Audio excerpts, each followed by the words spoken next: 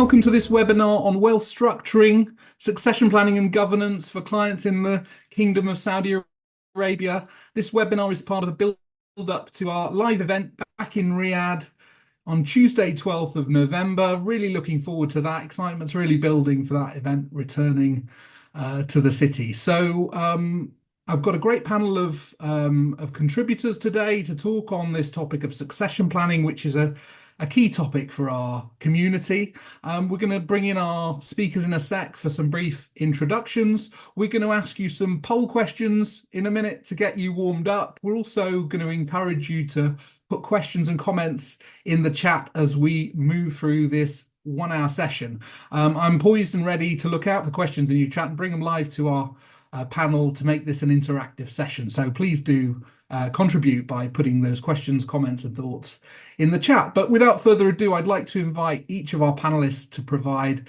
a short introduction to themselves and how they work with clients in the Kingdom. Perhaps we could start off with Hannah Wailoo from Withers. Welcome, Hannah.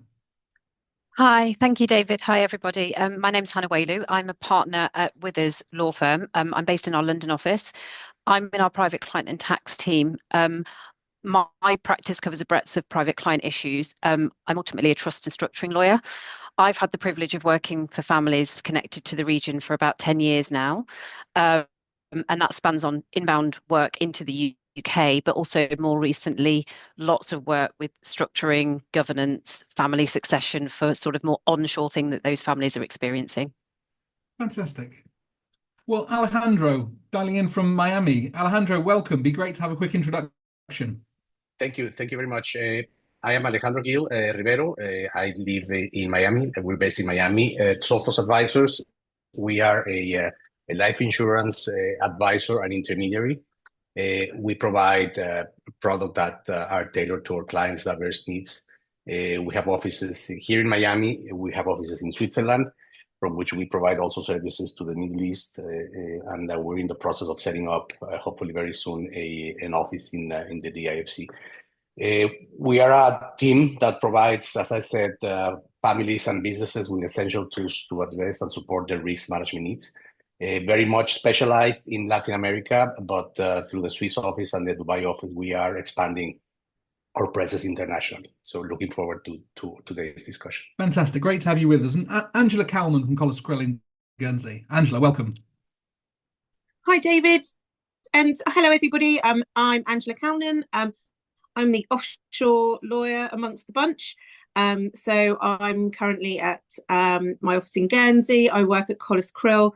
So we're an offshore firm in the Channel Islands and the Caribbean. But before moving to Guernsey, I lived and worked in the Middle East for several years. And similar to Hannah, I've been working with clients from the region for over a decade now, and really seeing some change and excited to be doing some more. So thank you. Fantastic. Dave Lange joining us from Trident in Dubai. Welcome, Dave. Hi, David. Thanks very much for the introduction and welcome to everybody. My name is Dave Lange. I'm the Managing Director of Trident Trust here in Dubai. We are a global firm. We have offices in over 25 jurisdictions around the world, but I'm particularly focused on looking after the UAE office, where we've had some presence here for around about 18 years now. So I've been working with clients in the region for a very, very long time. But I would say over the last maybe 5 to 10 years, there's been a significant shift in our focus towards assisting private clients with their global structuring needs, really. So yeah, looking forward to the conversation today. Fantastic. And last but not least, Sunita Singh-Dalal from Hourani Partners in Dubai, regular friend of PCD. Welcome, Sunita. Hello, David. Hi, everyone.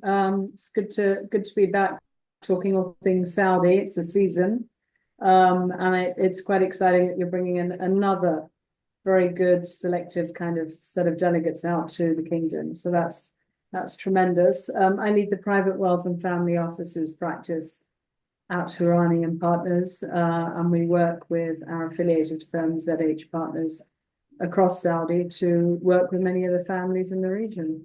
Fantastic. So we're going to get into our conversation in a second, but first of all, we're just going to launch some polls, which we will allow you to vote, and you can vote throughout the webinar, and we'll come to them at the end to discuss, just to pick out some of the things that you're seeing. But just to kick off our conversation, Sunita, perhaps you could give us a sense of some of the latest headlines from Saudi, what you see developments in this area. Sure, David.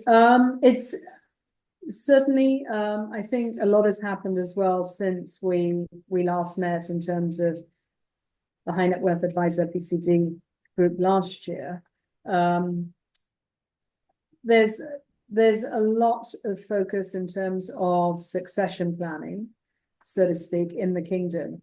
But I should say that there are, of course, two divisions to that, not only succession in terms of families, but succession in terms of the management of business by family members. So one relates obviously to the economic benefits and sharing and the succession of that ownership of the wealth, and the other talking about the succession in terms of which of the family members would be rightfully placed to further grow, enhance, protect, and maybe diversify the businesses that are based in Saudi.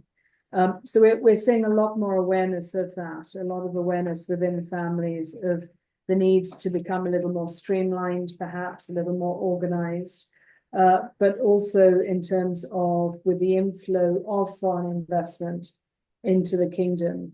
I think it's becoming the norm now for many families, not just in order to attract foreign investment, but actually even in terms of when they're doing business within them with other Saudi families, or indeed with industrial groups within Saudi or sovereign-owned groups within Saudi, because ultimately a stable family unit, which is responsible for the ownership of a business, is going to bring stability and investor confidence. So to attract the best, interestingly, that's been one of the, I would say, key drivers, actually, if at all, is following other global market practices, so to speak.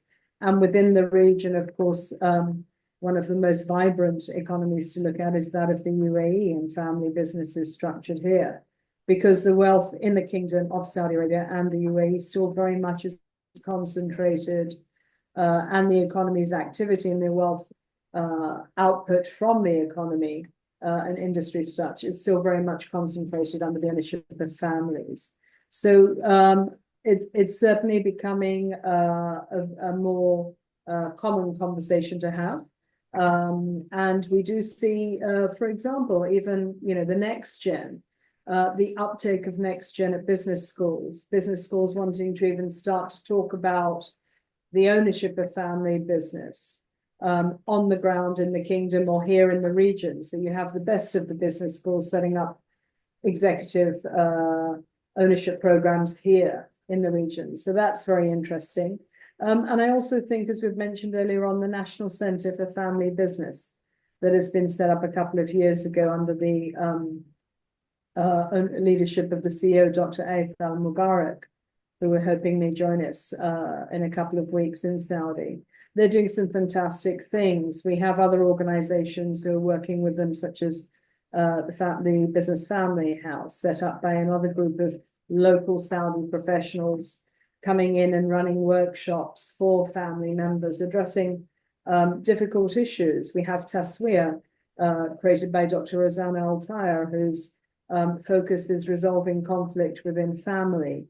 But one thing is common amongst all of these institutions, that they're all geared up to helping families, to support them, to destigmatize some difficult conversations, to share ideas in terms of structuring options, ownership, conflict, growth and diversification, all get up to supporting these core families. And that's something that we don't see globally in many places, so very unique to the region. Fantastic. And Dave, just to bring you in, I mean, as we've heard there from Sunita, governance, best practice on governance is way up the agenda for these key business families. How do you see it on your travels into the country and what you offer out of Dubai for these families? David, I think it is key. It is certainly a focus. As Sunita correctly points out, there's sort of two key areas. One of them is obviously on the family business side, making sure that there's proper governance and succession planning in place for the family business itself, and how that is going to go forward into the next generations, how that's going to be managed, whether they need to diversify. And then the other side is the private wealth. So we see it from our perspective. We see governance coming in mostly from a structuring perspective. So we're seeing a lot of families and family businesses trying to create or put in place more formalized structures on top of the ownership of those companies and family businesses. So we're having lots and lots of conversations with clients about where should they structure, how should they structure, what are the right kind of vehicles to hold those shares, what are the sort of the basic do's and don'ts when structuring, etc. So that's on the family business side, and with that comes a lot of discussion around governance, but also equally as important is the management of the wealth that's generated from those family businesses. So when the wealth is generated and being distributed up into other structures like foundations or trusts, that's obviously a very key discussion again about which family members are going to be involved there and how is the sort of decision-making and governance structure going to work going forward. And there may be, as Sunita points out, maybe totally different groups of individuals within the family sitting in either of those pockets. But certainly governance is one of the key themes that sort of straddles across both of those types of structures. Thank you. And Hannah, you're a regular visitor to the Kingdom. I imagine those conversations around business family structure or the different kind of wealth structuring tools for the business assets and the personal is a conversation you're often having. What are some of your observations on the governance side, or how you start to discuss this for families? Yeah, I think in my experience, there's kind of two halves of it. You've got some families in the region that have actually sort of had already longevity in place of some sort of what we might refer to as a family office, and it's been quite often sort of tightly controlled by family members within the family. And as those families grow, and I think one of the things that we see that's different in the region is the breadth of the numbers of branches or the size of the family, and then that is from the legal side of it, that's rife for where you're going to have disputes and different opinions and people that have different views on things. So I think the Kingdom is seeing that shift down, and Sunita already mentioned the next generation. So I think that governance piece either starts from those families that have already got something in place but need to revisit because they've got the next gen coming through, or you've got families that are thinking about this for the first time and slightly maybe following in the footsteps of peers or other families that they've seen, or that are looking at this genuinely from a, next gen are in, and we need to think about it now. So there's two conversations we have with clients, and sometimes it's looking at what's already in place and trying to help sort of a governance structure of some sort and having conversations from there. Thank you. And Angela, we were talking earlier, there's no dominant trends per se on the different types of vehicles, but what's your experience in working with families and the type of toolkit they might use on the wealth structuring piece? Yeah, thanks, David. That's absolutely right. We were talking earlier, and we can look at trusts, we can look at foundations, we can look at companies, we can look at private trust companies, and historically we've been able to sort of say, trusts are in vogue at the moment, or everybody's going towards a private trust company. But in all honesty, on my desk at the moment is just a real blend of all of the above. I think, as Hannah was just saying, sort of the level of sophistication of clients, there's a huge divergence there in terms of where clients are in the conversation. So on my last visit to the Kingdom in May, I was in Jeddah, and some of the families that we met there, they've got as far as having a really successful business in the region, a shareholders agreement, and the dividends go into a bank account, and that's really as far as they've got. I think with the pace of change in life at the moment, they've accelerated quicker than the conversation that they've had around the structuring. So they're in sort of catch-up mode. But then other clients that we've acted for here in Guernsey and in Jersey for years have got private trust companies that have been, going for a very long time. And, what we're doing there is simply adding on pieces to the structure, new trusts per family branch or per project or per asset class. So I would say to any family who are starting this conversation, don't be afraid to ask to have a look at the different documents. So some trust instruments, some foundation charters and rules, some private trust company documents, don't be afraid to start having a look at them, because we learn by doing.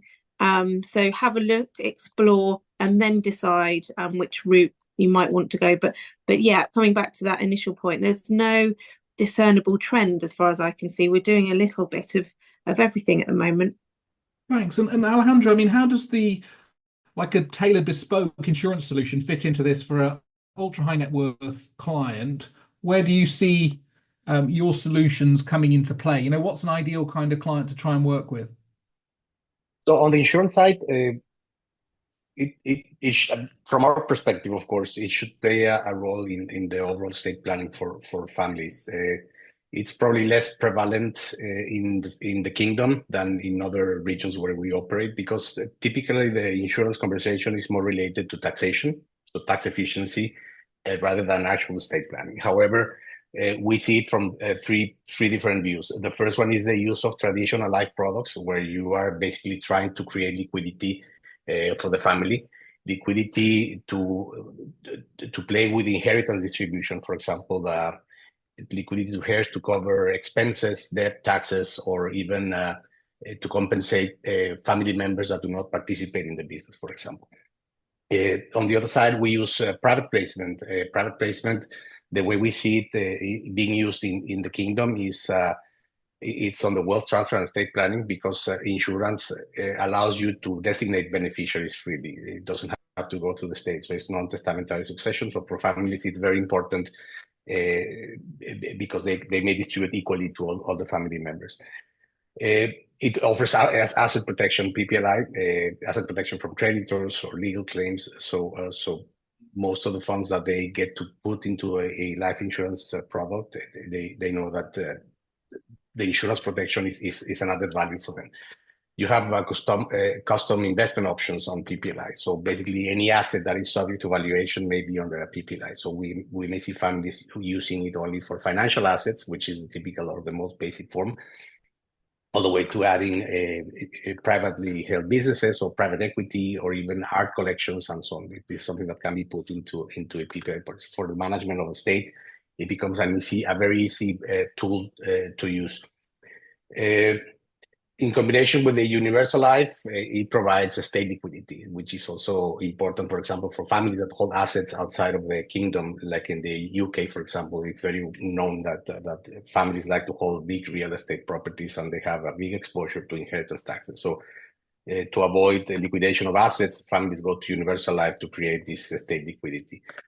Last but not least, we also see the interest in the use of captive insurance solutions. It provides a strategic benefit for Saudi businesses because it provides greater control of the risk that they are assuming through the work that they do in this. So it's the cost control that they like, the customization of coverage, because typically in emerging markets, there are limitations to what commercial insurance companies can do, and it may not be enough for local businesses to go to the commercial market because we can customize it. It helps the company to improve their risk management. And so through private life insurance and captive insurance, I think we can provide a very holistic tool for families in the kingdom. Very interesting. And Hannah, just on that UK property point, do you see insurance solutions being used a bit more often as the range of options on planning for inheritance tax have reduced? What do you see on terms of many Saudi families will have prime London property as an asset in their estate? What do you talk to them about at the moment on that? Yeah, it is interesting. I agree. Real estate is still sort of a huge part of the portfolios. I do think there's a massive amount of diversification there, though, actually, and maybe less real estate heavy than they used to be. And partly that might be tax driven because we've seen such a change here in the UK. The insurance piece is definitely used now more as a planning tool. Obviously, it's not a tax minimizing arrangement. It is giving that ability to pay it. And I think the market as well, and obviously Alejandro is better to comment on it in terms of actually the Sharia compliance in terms of life insurance, because historically it was something that I didn't see. It wasn't something that was available hugely in the market that clients were comfortable with. But also the next generation are more open to those conversations and the affordability of premiums. So actually across globally, not just with Saudi clients. Actually, the life insurance point in the UK for your real estate is a big solution that we're seeing for people. And I think, as you say, the doors are closing on inheritance tax planning, probably even more so as of next week. Thanks. Sunita, is there a perspective on the Sharia compliant planning with life insurance? Is there a way of advising clients? I was about to say Ali, yes. Actually, so without boring everyone too much, the point actually is something that's quite a simple one, which is these policies aren't to be frowned upon from a Sharia perspective at all. If you look at it from another perspective, which is, as the head of a family, all I'm doing is ensuring that I'm safeguarding my family members' interests in the future, rather than leave them with debt-laden assets that actually they will then struggle to discharge such liabilities, which are mandatory liabilities, unfortunately. And so if at all anything, during my lifetime, I am taking care of my family as per my responsibilities and obligations. And I do find that when clients stop for a moment to understand and appreciate that these are very, very significant in some cases, notwithstanding what may happen next week, but already inheritance tax in certain jurisdictions is very prohibitive. And that, coupled with the fact that the tax liability, that's a mandatory liability, is to be discharged before one can even have access to such funds. So it's not as if you can sell the funds and then discharge that liability. So either way, what we're doing is, if we don't take responsible measures to put commercial solutions in place, we're almost leaving our children with that unwanted gift and burden, much to their sometimes surprise. So when we work with families in the region, we do find that, yes, they have fantastic portfolios, but what's very sad is that they haven't yet received proper advice about the burden that comes along with those portfolios that could very simply be solved, actually. Thank you. Alejandro, do you find that large policies are held in trust so that when they pay out, they're actually essentially providing liquidity into a new intergenerational structure? I suppose, I mean, every case will be different, but what's some of the interplay here that you tend to see? Well, on one side, and adding on the Sharia compliant conversation, I think insurers are seeing the interest in the region to have access to liquidity upon the passing of a family member. So most of the big carriers, Bermuda or Singapore based, they're already offering products that are linked to S&P Sharia index, where of course the companies chosen under this index, they cannot invest in advertising, media, entertainment, alcohol, tobacco, and so on. But they're seeing the interest with a lot of capacity to cover local risk. We see companies that have capacity to insure up to $100 million per person. So for families, it becomes a very strategic tool. Yes, insurance must, in my view, be held through an entity that can be managing the asset upon the passing, an entity that can be used to distribute funds to the family members so that they are not exposed to receiving it directly.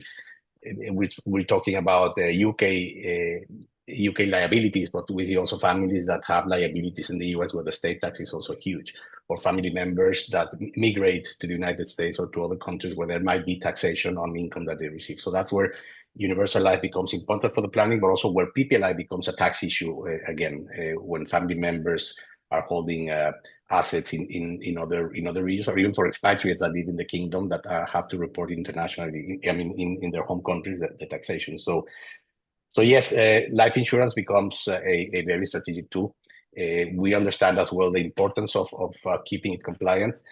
On the PPLI side, the Sharia compliant conversation probably is less common because most of the families, what they're looking to do is to protect assets that are being held offshore. So we don't try to be yet an expert on local compliant issues. We don't pretend to set up something that is exactly takaful or Sharia or or that generates or not interest, because then will be another type of discussion that we don't really want to have. So we're looking to protect assets for the beneficiaries, for the benefit of the beneficiaries of the family. We look to protect business interests through captive insurance, and have less conversation on the tax issue. But yes, universal life becomes an interesting topic to have for families, the liquidity creation to prevent liquidation of assets upon the passing. Thank you. Do get your questions and comments in on the chat. The Q&A is open, the chat's open. But I'm just going to bring... another quick, very, very important update, of course, that we should have mentioned much earlier. And that is that we are seeing, of course, more and more families stripping back historic charters and family constitutions that may have been prepared as long ago as 10 to 15 years, especially with business families. Now that we have the Saudis companies law that allows us to move certain provisions that are better suited into, for example, the articles of a holding company to give them legal enforceability out of private documents such as shareholder agreements, or even, as they've said, the family constitutions and charters. And that again endorses what I was mentioning earlier on, which is the segregation of succession between the ownership and the succession in terms of management of the businesses. But we're seeing yet another very recent development. So speaking to our colleagues earlier on this morning and yesterday, and a further development has been, in order to speed up this process and encourage that to happen, the Minister of Commerce actually doesn't even vet all the provisions. So before, for example, one would go before and, it would be vetted and they would possibly say, no, this is not right. And that can be quite a deterrent for certain family businesses. Whereas now what we are seeing is an undertaking that is sought from the shareholders to ensure compliance, as opposed to acting in contravention of the company's law. So again, very positive steps and efficient changes and updates that can be made swiftly, encouraging people and giving them even more legal enforceability and protection. Very interesting. I know, Angela, that's an area you closely follow on the family charter side. I mean, what's your perspective, building on what Sunita was just mentioning there about the enforceability? I completely agree. We've got a live example at the moment that what you were just saying there, Sunita, it just really rings true. We're acting for a family that have a family charter, and the charter doesn't sound that long ago, but it actually, when we look at it, it is quite a few years ago. Dates back just to 2008. Quite a big document with a sort of family crest on the front and quite a lot of pomp around it. Quite a long document, sort of deals with a lot of things, but the primary theme is that the family enterprise shall stay together. So this family basically own a financial institution which has grown and grown and grown, and we're now in generation 4 with 4 branches. So we've effectively got 16 boxes of people now that are trying to agree what to do with this unwieldy thing. And historically the plan was to keep the family enterprise together, to treat all of the branches equally. But what we've got now, and I think we're going to come on to this a bit later, in terms of the great wealth transfer and next geners, a lot of the people in the family have just got sort of very, very entrepreneurial ideas, and they don't want to be hamstrung by this family business. There's just a bit more fluidity and a bit more sort of spark. And these documents that were created not decades ago, in fairly recent history, but they already look so dated. So I think it's a really, really interesting time. Actually, speaking to clients in the region, when you speak to the next geners and you say, what would you like to do in terms of career, probably 95% of them will say, I want to be an entrepreneur. So they won't necessarily say, I want to work in the family business or do what my my siblings or parents or grandparents have done. There's just a real energy and a desire to do something completely different. So I think the family charters that we historically saw look a bit dated and a bit unwieldy. I think they are having a bit of a resurgence, but in quite a different shape. Yeah, all of that rings completely true with what we're seeing. Hannah, also, are you seeing these documents being refreshed and revised now? What's your perspective? Yeah, I do have a similar experience, and I was just going to add into that, and part of it goes into the change that we're seeing in Saudi is, and what I said at the beginning, families have traditionally been very kind of closely held, and that's changing because of the generation, and actually because Saudi is opening up, and actually it's not that these governance documents, I don't think, should be here is a document that's a lawyer's drafted and it's going to tell the family what they can and can't do. It's about flexibility of saying, what else can we bring in? And actually, those entrepreneurial members of the family, they might want to exit in terms of their involvement in the business, but they're still going to be the economic beneficiaries of what that business generates. And what I see is actually families now bringing in and actually kind of diversifying and saying, actually, it doesn't need to be the family that are running the business. It doesn't need to be the family. You're bringing in external professionals. The country's opening up in terms of that professional involvement in family businesses, so that you give the ability of the entrepreneurial members of the family to go and do their thing, but they're still going to be the beneficiary of that family business. But you've got more of a professional governance of the people that now come in and work with the family, how they are integrated into that as well. And I think that's something that we see and will change a lot in the region as those family businesses change. It doesn't mean that just because the next gen want to go and do something else that the family business has to be wound up and closed. But they're looking at it in a different way. And I think some families just haven't yet done it, and they're on the cusp of it kind of happening. And there's a huge space for sort of professionals and external people and where they sit in terms of coming into the region and working for those families. Thanks. And Dave, I think some of what Hannah was saying was resonating with you there, with the switch perhaps from being a family business into a business family, making that transition, and your role as trustee, looking at long-term assets like that. You'll inevitably go through those kind of conversations. What's your perspective being, particularly looking at through the Saudi lens, perhaps? Yeah, absolutely, David. I think Hannah's spot on. I think what you're seeing is definitely sort of, even if the next gen is not necessarily totally interested in being involved in the day-to-day operational aspects of the family business, they certainly have studied abroad. Most of them are sent overseas to go study. They're very well educated. They're essentially global citizens, and they see real opportunities for example, in diversification. So they're coming back with these different perspectives and bringing those back to the families and saying, hey, hang on, there are other markets out there that we can explore. There are other products and service lines that we could tap into.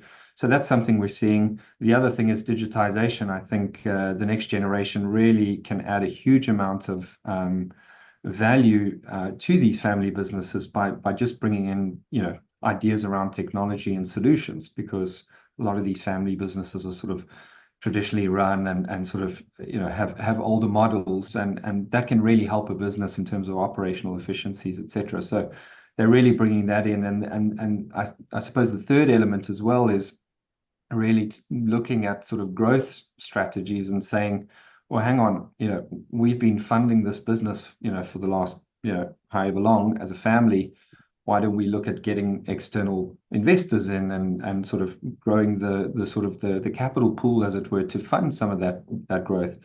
So they really are bringing, I think, a totally different perspective. So even if on the day-to-day aspects they're not sort of involved in the day-to-day stuff, they've got really insightful and strategic ideas that they can bring to the table. Thank you. There's a question in the Q&A there for Alejandro, just to ask, how are families using insurance solutions in tax planning? I suppose on the one hand, Alejandro, it's to create the liquidity for liabilities or to equalize, as you mentioned. I mean, perhaps you could just describe how families would, with tax in mind, use these insurance contracts. For tax planning, for assets or families located in the kingdom, there is very little to no discussion, because as we know, there is no income tax or capital gains tax locally. But again, for families that have family members living abroad and holding assets abroad that are subject to taxation where they live, definitely PPLI becomes a sophisticated wealth protection and estate planning tool. I want to say that in most countries or Western countries, life insurance has tax benefits, whether it's deferral or because it eliminates the liability of inheritance taxes. So it becomes a very strategic tool for family members living abroad. I don't see. I saw the question. I don't see two main areas. And he's saying two affected. top countries, actually. The Q&A for clarification, saying top countries. I suppose UK and US would be the ones that generate liabilities for Saudi families, or what would you see in terms of countries that generate tax liability? I mean, there's a lot of countries that generate inheritance Yeah. and tax liabilities when Okay. holding financial assets or non-financial assets. We focus more on the US and the UK because that's where families immigrate mostly. So yes, the US has a complex tax system. So anyone living in the US is subject to a tax to the tax system, just as if you would be a citizen.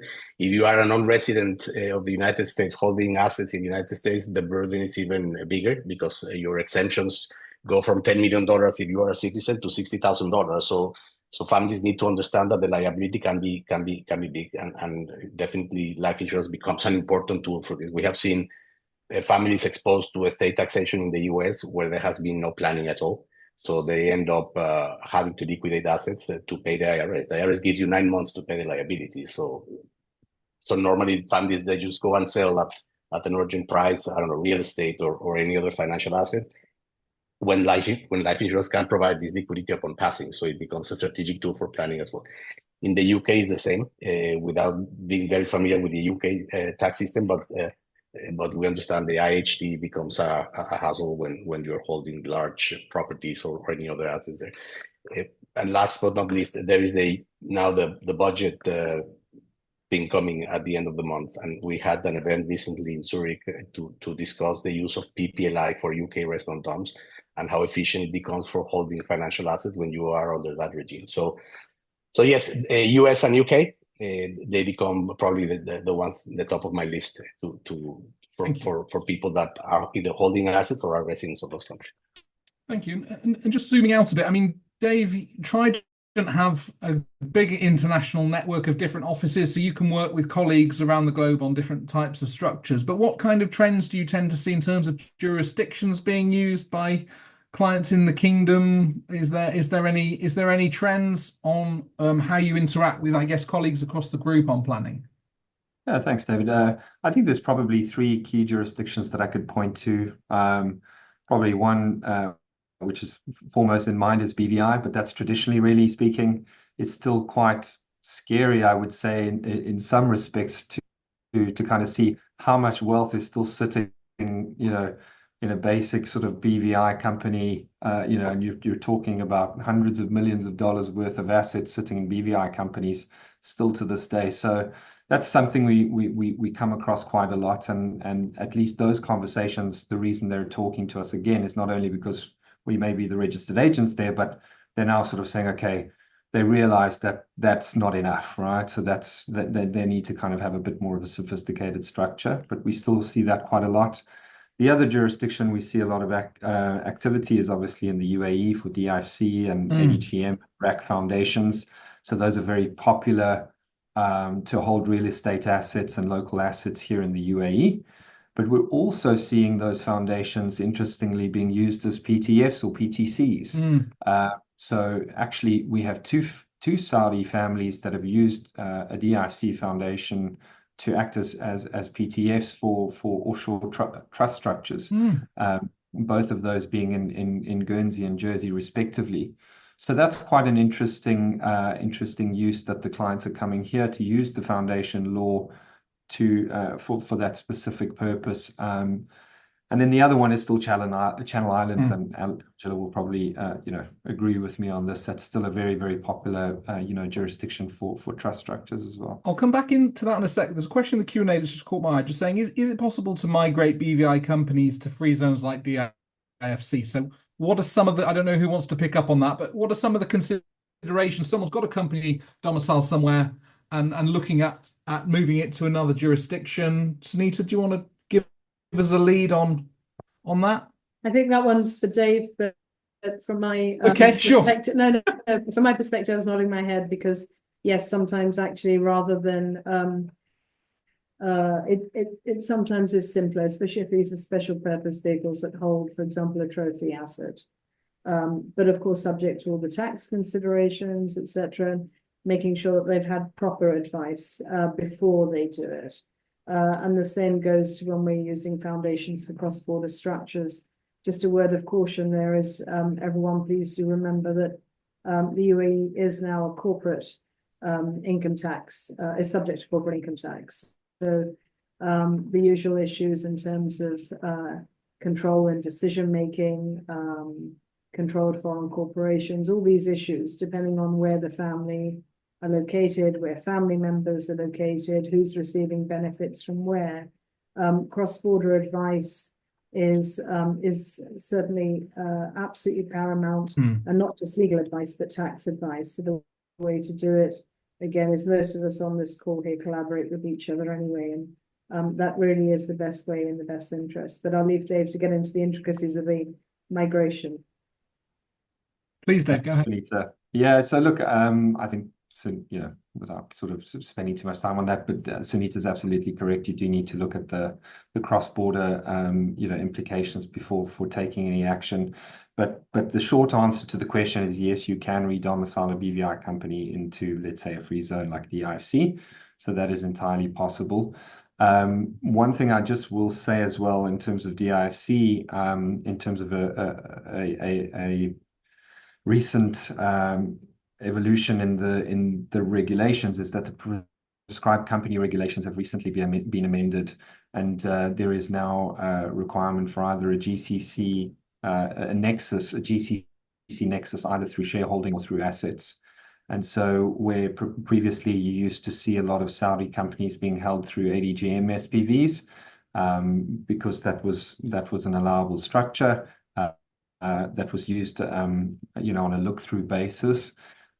You can now use a DIFC prescribed company to do exactly the same thing because of the new amendments to the regulation. So we are starting to see clients using DIFC prescribed companies now as SPVs, essentially to hold shares into companies into Saudi. Fantastic, very interesting. Angela, what's your perspective, building on what Dave was saying about just looking at the jurisdictions that tend to come up in the planning? What's your perspective, and what's your now's your chance for Guernsey to talk to Guernsey and the strength of the island. So thanks, Dave. Appreciate that. Both Daves.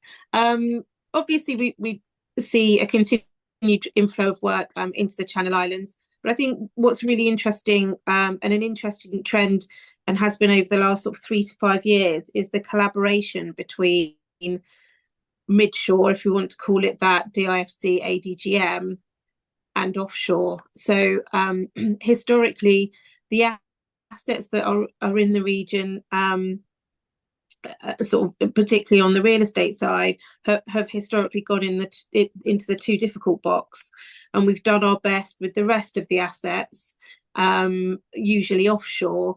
But there have been aspects of a client's wealth that we've just really haven't been able to help too much with. But DIFC and ADGM, you know, as the jurisdictions have for the last, you know, goodness knows how many years, have just innovated at such an amazing pace and given us something that is so fit for purpose.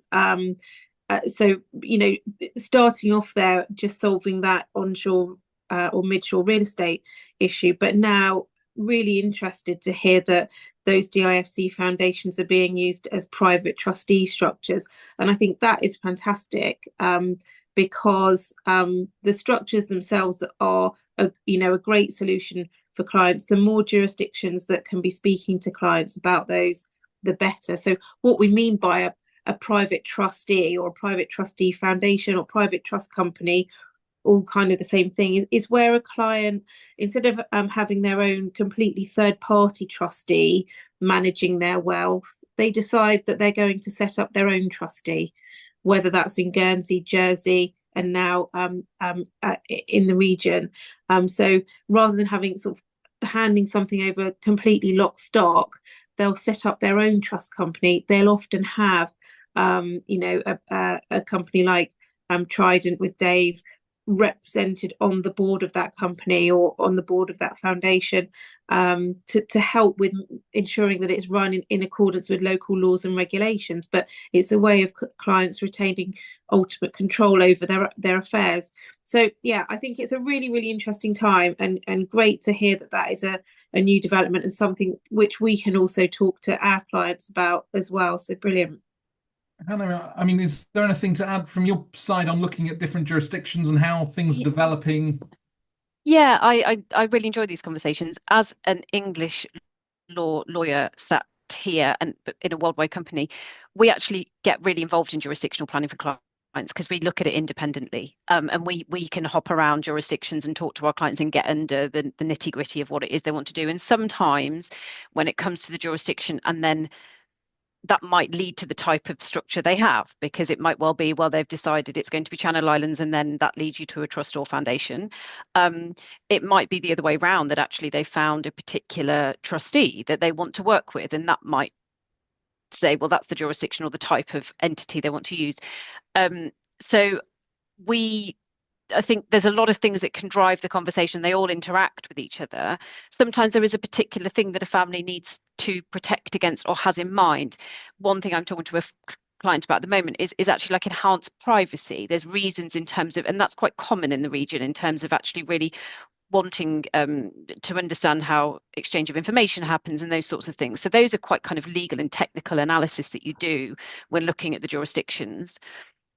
We're also a big fan of that mixed foundation trust structure. I'm not on the US side myself, but we do US tax advice here, and we see those structures really commonly used for the US citizens in the region, because you get this blended trust foundation structure. And again, it just helps with the practicalities. And one of the things I wanted to get across is, and I sort of said it in my last piece, is we can get very fixated, of course, the importance of the governance and the documentation and all of the things that we add into them. But the trust has got to do what it needs to do daily so the structure needs to do what it needs to do daily, the everyday task for that family. And so you need to give it the flexibility. Mm-hmm. It needs to have sort of the flexibility of the jurisdiction it's in. Some clients use the PTC structure because actually it gives them the flexibility to hop to another jurisdiction if they need to. And that might be because of political changes or legislation changes. So there's all sorts of things that you need to get under the bonnet of with the families, of what could be on the horizon, what's important to them in terms of how they're going to operate, what's that trust going to do daily, what does it need to be looking out for as well. Thank you. And the people involved. That's great. There's a question in the Q&A. I'm just going to bring Alejandro in. It's just asking about advantages, disadvantages for a Middle East client or family utilising Swiss-based provider over the Channel Islands. I mean, Alejandro, you've got an office out in Zurich, very familiar with the banking landscape over there. What do you see the Swiss story is in the region for professional services?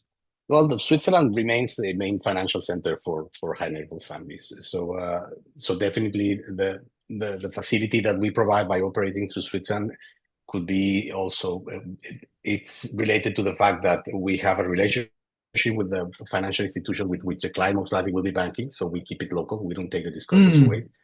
Two, it would be probably the underwriting process for a client. So underwriting non-admitted insurance, non-admitted meaning that it's forbidden, it's just not admitted or regulated locally. It can be done in Switzerland, for example. So whether we need medical underwriting and the financial underwriting, it can be done directly in Zurich with providers locally. Obviously, this underwriting most of the time is done in combination with the trust or the trustee, who will be the applicant or the owner of the policy, and the Saudi life will be the insured. That's the participation of the client under the policy. To be honest, I don't know how to compare it with the Channel Islands services because I am not very much aware of it. But yeah, I mean, in Switzerland, because we have the custodian banks and the investment advisors, and sometimes even the trustees working locally. So I'm going to bring Sunita in, and Dave also, I can see, wants to come in on that point. But yeah, I think doing everything under one roof, I think, is part of the Swiss offering for sure, with the strength of the banking. But Dave, what's your perspective? You've got Swiss colleagues, and what's your perspective on how you can work on Middle Eastern families together?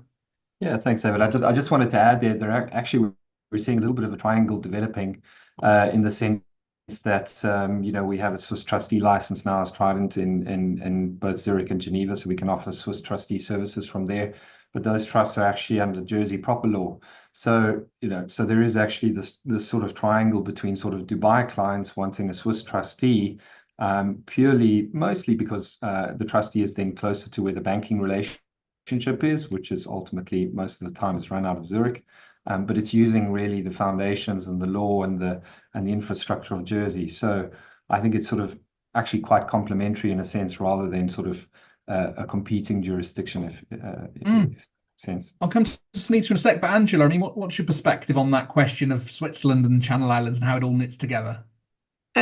Again, that rings completely true. We sort of find ourselves in Switzerland fairly regularly, and Jersey and Guernsey proper law structures run out of there. There's a great deal of flexibility, and as you say, it can be really helpful for clients that are going there to meet with their bankers, to also sort of, while they're over this side of the world, to make a trip and see the trustees and see their offshore lawyers and things. So and as you say, it's really nice that there's a role for everybody on these mandates. We're collaborating, not just within our firms, but across our firms and across countries. And I think that it's great for risk mitigation for the clients. Not all eggs are in one basket. So coming on to Hannah's earlier point of political change, we can be so nimble for clients where we've got relationships in many places. So definitely rings true with our experience. And Sunita, you were in Geneva in the summertime. I mean, what's your perspective on working with Swiss friends and colleagues on such clients? I have to say it's got an absolutely wonderful advisory community. It's a very historic advisory community and a very sound, technically competent one, but more importantly, with decades, if not centuries, of familiarity with working with Middle Eastern families. And we're seeing the evolution of that relationship manifest itself, for example, in Swiss family offices that are set up in Switzerland. The level of professionals, the caliber of professionals that are around. Switzerland's always been a very popular destination, for example, for coming back to the family themselves to decamp during the summer and hold family assembly meetings, and to call in experts to come in away from the day-to-day bustling environment that they're used to and they get distracted by, for them to then focus on the what's next, bigger picture for the family.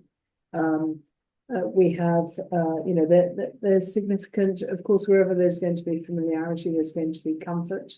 And so I think the relationship between Switzerland and the Middle East is, as I said, a historic, very harmonious relationship. In terms of course, jurisdictional appetite and what each jurisdiction offers, what Switzerland offers is somewhat similar to the Channel Islands, but in a way they're also distinctive. So, for example, Jersey and Guernsey themselves have very sophisticated and historic, comparatively, sets of legislation for foundations. Switzerland, however, would probably look next door to Liechtenstein if they were looking at a foundation structure, but families would also be keen on exploring the new kind of more dynamic fund structures in places such as Luxembourg. And then the proximity between Switzerland and Luxembourg again becomes a very easy one to manage. So it's not only that, but again, looking at like I said, the ease of establishing new businesses, restructuring existing businesses, making them a little more tax efficient and easier to manage hands-on. So we do see a combination of next-gen family members wanting to, of course, be far more involved, have visibility, and remain with their finger on the pulse, as opposed to relinquishing everything to external trust companies from time to time. So it's kind of working in partnership with the trust companies, but definitely seeing a lot more involvement with families. Thanks a lot. We're coming into the last 5 minutes of the webinar, so please do. We've had some excellent questions so far, so please do keep them coming, and we'll try and get through as many as possible.